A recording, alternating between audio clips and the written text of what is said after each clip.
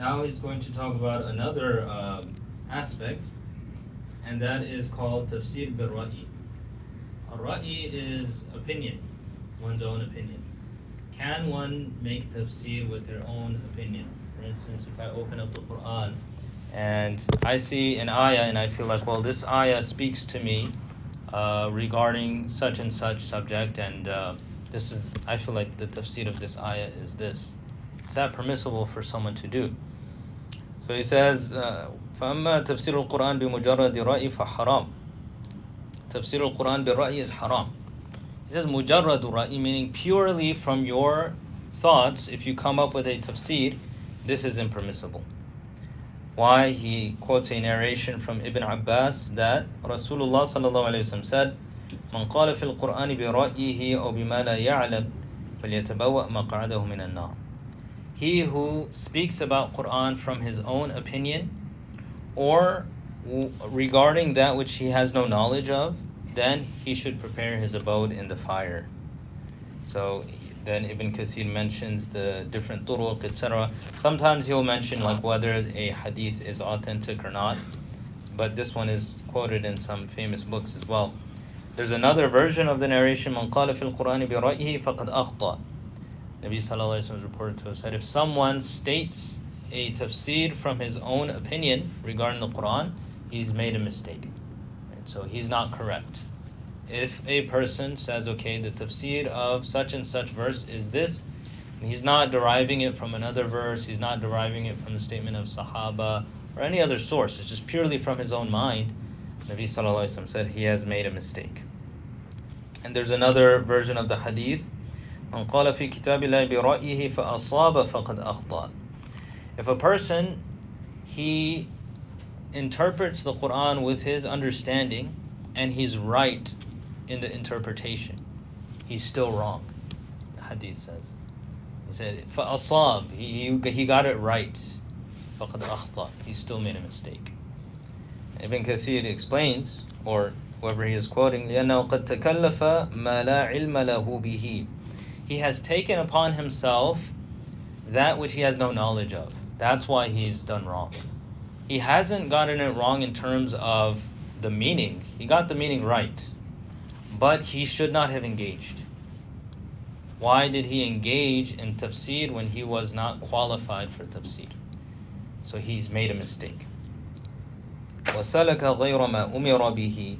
He's gotten into the path of that which he has not been commanded to.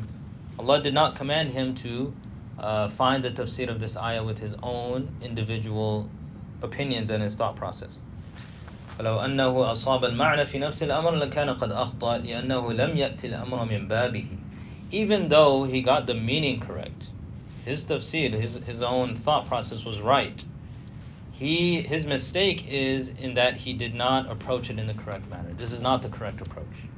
To do tafsir bil-ra'i or have an opinionated tafsir is not the correct approach. كَمَنْ حَكَمَ بَيْنَ النَّاسِ بِجَهْلٍ فَهُوَ فِي النَّارِ. Another example, Nabi sallallahu alaihi wasallam says, if someone is a hakim, a judge between people, so people bring a issue like a court case to someone, but he's not qualified to judge, and he makes a judgment between two people he wasn't supposed to, even though he's right, he's done wrong. He says he's a jahil, and he's in the fire for doing that, even if his ruling was true. But then he mentions that if he got it right, then it's less harmful than a person who got it wrong. Still, it's wrong. So what is he talking about here? He's saying a person who engages in tafsir with purely their thought process, they're not doing the correct thing. And I'll add on to this a little bit. And then he says Allah subhanahu wa ta'ala, he utilizes another proof in the Quran. Allah subhanahu wa ta'ala says in Surah An-Nur, فَإِذْ لَمْ يَأْتُوا بِالشُّهَدَاءِ فَأُولَٰئِكَ عِنْدَ اللَّهِ هُمُ الْكَاذِبُونَ. In Surah An-Nur, Allah subhanahu wa ta'ala talks about blaming chaste women of zina, of fornication, adultery, and how this is a heinous crime. So in this ayah that he's quoting as a proof for this discussion, Allah subhanahu wa ta'ala says there's a specific ahkam and rulings about if someone catches another person in the act of doing adultery or fornication, what to do in that situation. The ruling is you must have 4 witnesses. You have to have 4 eyewitnesses in order to establish the punishment. So if you do not have 4 witnesses, it doesn't matter even if you saw correctly. The ayah says, if you do not bring 4 shuhada, then you are a liar according to Allah. So a person could say, I saw these people committing haram. I saw it. He's right. He's not lying. But according to Allah, he's a liar. Because the ahkam is such that you need 4 shuhada, 4 witnesses. So Allah subhanahu wa ta'ala has made a system. If you don't approach that system in the correct manner, you are going to be mistaken. Same thing with tafsir, same thing with judging. Same thing we say about ijtihad and a person qualified to look at the Quran and Hadith and derive ahkam. It's not for me and you, it's not for every single person. These are qualified people. There's a certain qualification that's necessary. So that's what he's saying here. If this is the case for something like zina, what about tafsir of Quran? So this is really important. And then he starts talking about if you don't know a tafsir, if you don't have the correct sources for tafsir, what you should do in that situation. But before we move on, what is actually being said here is not that a person cannot derive things from tafsir. There's a difference between actual tafsir of Quran and deriving lessons. What you see different scholars doing, they're not doing actual tafsir of Quran. Right? If you see a scholar saying that, okay, he quotes an ayah, and then he extracts some really beautiful meanings and lessons from it, he's not doing tafsir. There's a difference. What is tafsir? Tafsir is stating this is Allah's meaning behind the verse. Tafsir is disclosing the meaning of Allah. So when Allah subhanahu wa ta'ala says an ayah in the Quran, and you are saying Allah means this, that's tafsir. If you read an ayah and you're saying, okay, this ayah reminds me of a lesson that we can derive from it, that's not tafsir, that's a lesson. Also, some people call this tafsir ishari, where you take an ishara or a indication from the ayah, reminds you of something else. Right? It's basically in brackets, this reminds me of, and then they say what they're going to say. It's not actual tafsir. They're not saying Allah says this. And if they are saying Allah means this in this ayah, and they're taking that out from their mind, then all of these warnings and these threats that are mentioned in the hadith apply to this person. So if we're going to read an ayah and we're like, Allah means this by this, and you just took that out of your mind, you don't have another ayah, you don't have a hadith, you don't have a statement of a tabi'i, sahabi, then Nabi Sallallahu Alaihi Wasallam says, prepare yourself for the fire of Jahannam. How dare you speak about the book of Allah and say that this is what Allah meant by this verse, and you just pull that out of your head? How could a person be so audacious to say that? You can, however, say, this ayah reminds me of this lesson, and you derive a lesson from it. That's 2 different things. That's an ishara. So that's not what he's talking about here. He's talking about actual tafsir, meaning you are explaining the word of Allah and saying, what does Allah mean by this? This is what the Sahaba engaged in. And this is what they took from Rasulullah sallallahu alaihi wasallam. And that's why we're so careful with this. So if you do read a tafsir and he's pulling out all these different meanings from his mind, that is basically all of these different hikam and lessons. Then there's another, case that we can make for someone who's qualified to do ijtihad in tafsir. These are high-level ulama who actually have to master various fields of knowledge. You have to master Arabic grammar, Arabic rhetoric. You have to master logic in different aspects, hadith, fiqh, aqaid. You basically have to master every field that's important in Islam in order to engage in tafsir. So if some scholars do engage, like Imam Razi or Imam Ibn Taymiyyah, Ibn al-Qayyim, all these scholars, they do have certain beliefs that, what I feel like this ayah is talking about is this, and it's not a lesson. They're actually saying the ayah is actually talking about this, the actual tafsir. They're qualified for that. But for the vast majority, they're not qualified to engage in such tafsir. Okay. Ahmed, could you let me know if is that at 30, inshallah? Okay, I'll stop at 30, inshallah. So now, that being said, let's continue on. Now he's going to talk about when you do not know the exact tafsir of something, what should you do? He said, based off of these warnings, right? Nabi Sallallahu Alaihi Wasallam has warned us in the hadith, and the Sahaba knew these warnings, and they also reflected that. He says, وَلِهَذَا تَحَرَّجَ جَمَاعَةٌ مِنَ السَّلَفِ عَنْ تَفْسِيرِ مَا لَا عِلْمَ لَهُمْ بِهِ. many of the Salaf, when we say Salaf, we mean Sahaba, Tabi'een, Atba'u Tabi'een. They have been described by Nabi Sallallahu Alaihi Wasallam as rightly guided, and there's a lot of praise for them. So a group amongst the Salaf, when they did not have definitive knowledge regarding the tafsir, they would not even talk about it. They didn't want to engage. They were very scared actually because of those warnings. There's a narration that Abu Bakr as-Siddiq radiyallahu anhu said, أي أرض تقلني وأي سماء تظلني إذا قلت في كتاب الله بما لا أعلم. And in another variation of that, it states that Abu Bakr was asked regarding the ayah وَفَاكِهَةً وَأَبَّا in Surah Abasa, which means and fruits and abba. So abba is a word in the Quran. It's some type of fruit. We don't know what it is. Fakiha is fruits, wa abba, and it's a type of fruit. Some state it's a mango, right? It's a mango. Look, we don't really know what abba is. فقال, so when someone asked Abu Bakr about this, he said, what is abba? The Arabs don't know abba. I don't think mangoes grow in Arabia, right? So if it is a mango, they didn't know about it because Allah obviously knows about it. Mango's a great fruit, so it's not surprising it would be mentioned in the Quran. One of my favorites. Right? So Abu Bakr was asked about this, and then he responded. He didn't say, okay, I don't know, or this is what abba is. He says, what portion of the sky will give me protection? And what part of the earth will not swallow me up if I say something about the book of Allah that I don't know? Meaning, if I tell you what abba means from my mind, I don't have any kind of hadith, I don't have another ayah in the Quran, and Abu Bakr is the most knowledgeable amongst Sahaba. He's the most knowledgeable amongst Sahaba. We just don't have a lot of his statements that remain. So he's saying that I'll be destroyed if I talk about this. So he's really scared and he didn't engage. So this was the sentiment of Sahaba. When there was some word in the Quran they didn't understand, they would just read it. They would accept it. They knew the context. But if they didn't know that specific word, they wouldn't engage. So similar situation, Anas radiallahu anhu says that Umar radiallahu anhu was on the minbar and he read this ayah, وَفَاكِهَةً وَأَبَّا. He was giving a speech and he said this ayah, وَفَاكِهَةً وَأَبَّا. So Umar radiallahu anhu, when he said that, he said, هَذِهِ الْفَاكِهَةَ قَدْ عَرَفْنَاهَا فَمَا الْأَبْ. I know what fakiha means fruits. What is ab? And when he said that, he kind of took a second and he thought back to himself.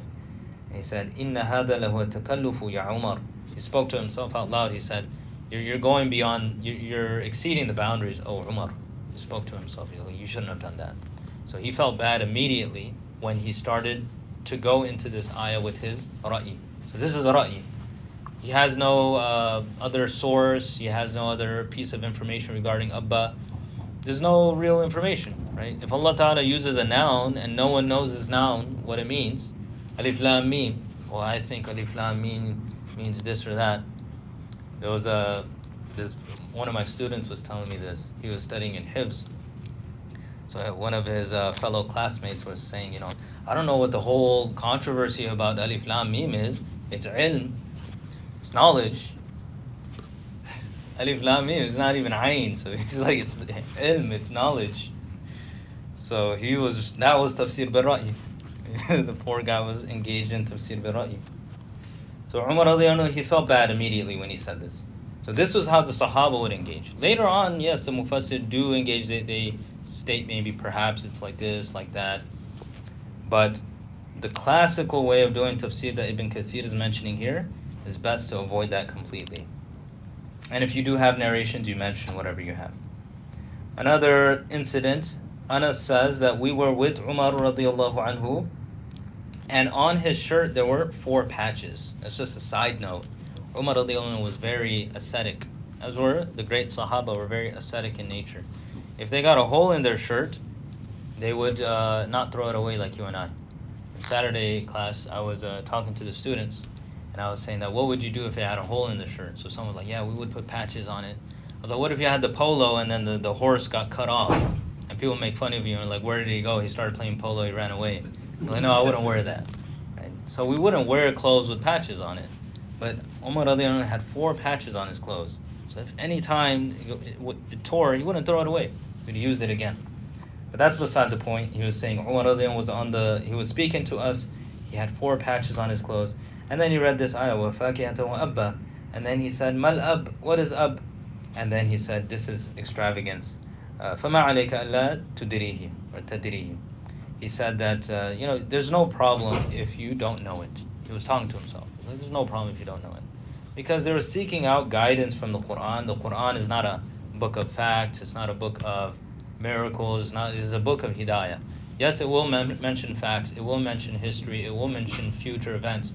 But the subject matter of Quran is pure hidayah. So he said, I have hidayah from the Quran. I don't need to really know what ab is.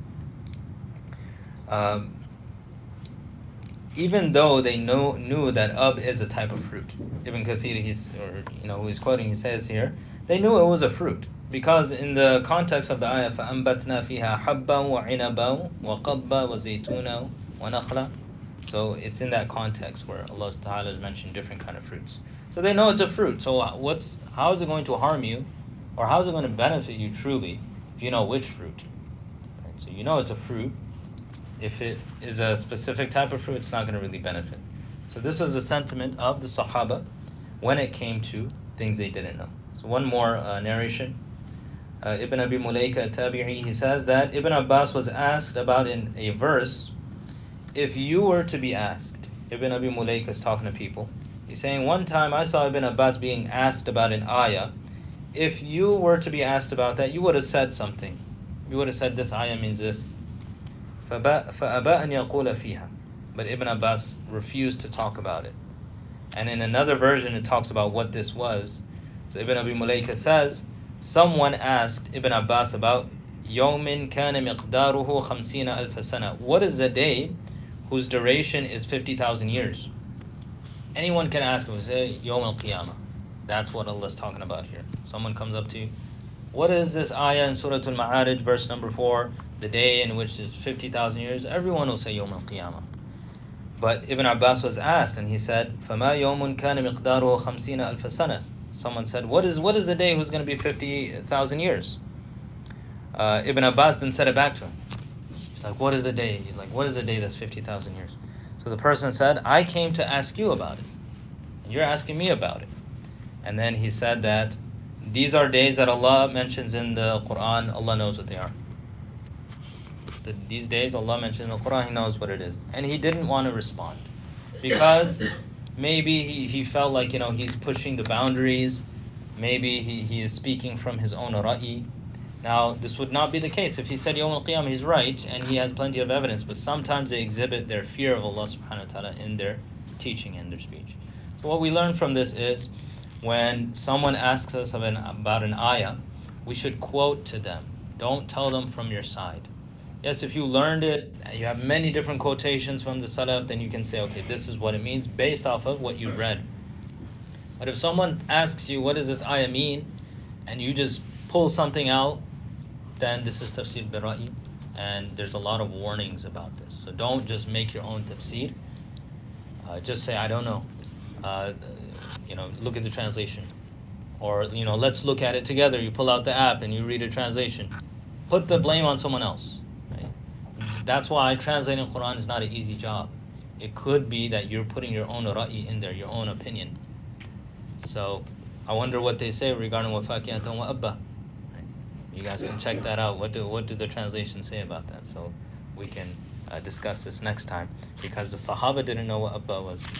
So we ask Allah subhanahu wa ta'ala for tawfiq and give us the ability of taqwa and fear of Allah subhanahu wa ta'ala in all facets of our life, especially when it comes to understanding His book and His words, and caution in every facet. وصلى الله تبارك وتعالى على خير خلق محمد وعلى آله وصحبه أجمعين برحمتك يا أرحم الراحمين. السلام عليكم ورحمة الله وبركاته.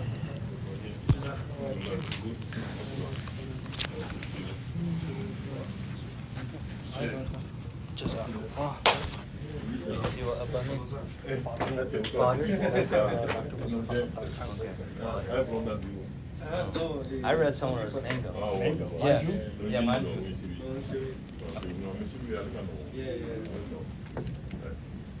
Oh. You know this guy? You know who that is? Brother, I heard about you. I heard about him at the gym.